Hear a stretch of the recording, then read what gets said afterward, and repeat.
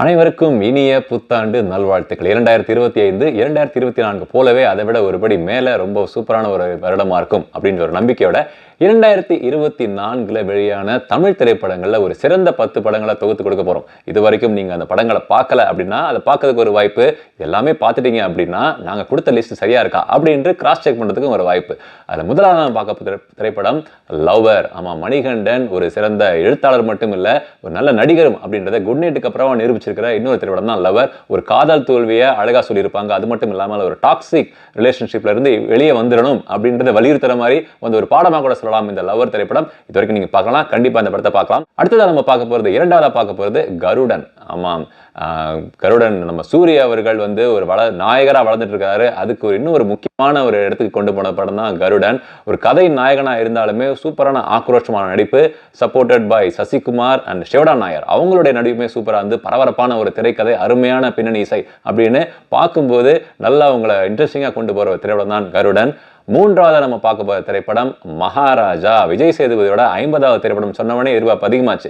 அது மட்டும் இல்லாமல் நித்திலன் குரங்கு பொம்மை பண்ணவர்னு சொன்னா இன்னும் அதிகமாச்சு. அப்புறமா அந்த ஃபர்ஸ்ட் லுக், அப்புறம் ட்ரெய்லர்லாம் வந்த பிறகு எதிர்பார்ப்பு ரொம்பவே அதிகமாயிருச்சு. அந்த எதிர்பார்ப்பு எல்லாத்தையும் மீறி ஒரு சூப்பர் டூப்பர் திரைப்படமாக கிட்டத்தட்ட உலக சினிமாவா, ஆமாம், ஜப்பான், சைனா அப்படின்னு பல மொழிகளில் திரைப்படம் வெளியாக போகுது. அந்த அளவுக்கு ஒரு சூப்பர் ஹிட் அடிச்ச மகாராஜா திரைப்படம் கண்டிப்பாக எல்லாம் பார்த்துருப்பீங்க. பார்க்கலன்னா ஓடி போய் பாருங்க அந்த திரைப்படத்தை. நான்காவது நம்ம பார்க்க போற திரைப்படம் அந்தகன். அந்தாதுன் அப்படின்ற ஒரு ஹிந்தி திரைப்படம், ஒரு டார்க் ஹியூமர்ல வந்த சூப்பரான ஒரு காமெடி, ஒரு சஸ்பென்ஸ், ஒரு இன்வெஸ்டிகேஷன் மாதிரி ஒரு திரைப்படமா இருக்கும்.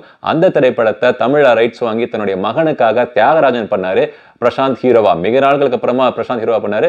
அந்த ஒரு ஹிந்தி அளவுக்கு சூப்பர் டூப்பரா இல்லைனாலுமே இந்த படம் ஒரு நார்மலான ஒரு ரசிகரை திருப்திப்படுத்தக்கூடிய அளவுக்கு ஒரு காமெடி, அது மட்டும் இல்லாமல் ஒரு சஸ்பென்ஸ் கூட வந்து திரைப்படமா இருக்கும். அந்த படத்தையும் நீங்க பார்த்து ரசிக்கலாம். இந்த நம்ம பார்க்க போகிற திரைப்படம் போகும் இடம் வெகு தூரம் இல்லை. நிறைய பேர் இந்த படத்தை கேள்விப்பட்டிருக்க மாட்டீங்க. ஏன்னா ரொம்பவும் ஒரு சின்ன ஒரு நடிகர்களை வச்சு பண்ணப்பட்ட திரைப்படம். அது மட்டும் இல்லாமல் அந்த படம் ரிலீஸ் ஆகும்போது தான் வாழை அப்படின்ற ஒரு பெரிய ஒரு நல்ல வரவேற்பட்ட திரைப்படம் வந்தது. அதனால இந்த படம் கொஞ்சம் அடிபட்டு போகுதுன்னு சொல்லலாம்.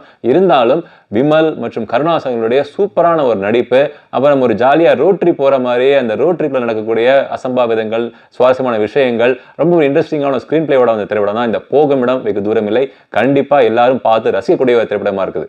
அடுத்ததான் நம்ம பார்க்க போகிற திரைப்படம் வாழை. ஆறாவதா வாழை படம் பார்க்க போறோம். மாரி செல்வராஜ் தொடர்ந்து நல்ல நல்ல படங்களை கொடுத்துட்டு வந்துட்டு இருக்காரு. அந்த வரிசையில தன்னுடைய பள்ளி பருவத்தில் நடந்த சுவாரஸ்யமான சம்பவங்கள், அது மட்டும் இல்லாமல் ஒரு துயர சம்பவமே, ஒரு துன்பியல் சம்பவமே ரொம்ப அழகா கோத்து முதல் பகுதி முழுக்க ரொம்ப ஜாலியா இன்ட்ரெஸ்டிங்கா போய் இரண்டாவது பகுதியில நம்ம எல்லாரையும் வந்து ஒரு வகனம் அப்படியே ஸ்தம்பிக்க வச்சு கிட்டத்தட்ட அழ வச்ச ஒரு திரைப்படம் சொல்லலாம் வாழை.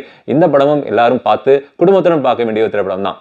அடுத்ததான் நம்ம பார்க்க போறது ஏழாவதா இருக்கிறது லப்பர் பந்து. எப்படி ஒரு சாதாரண ஒரு ஸ்டார் கேஸ்டை வச்சுட்டு சூப்பரான ஒரு மசாலா திரைப்படம் கொடுக்க முடியும் அப்படின்னு நிரூபிச்ச திரைப்படம் தான் லப்பர் பந்து. அட்டக்கத்தி தினேஷா இருந்தவரை கெத்து தினேஷா மாத்தின திரைப்படம் சொல்லலாம். ஹரிஷ் கல்யாணம் ரொம்ப சூப்பராக நடிச்சிருப்பாரு.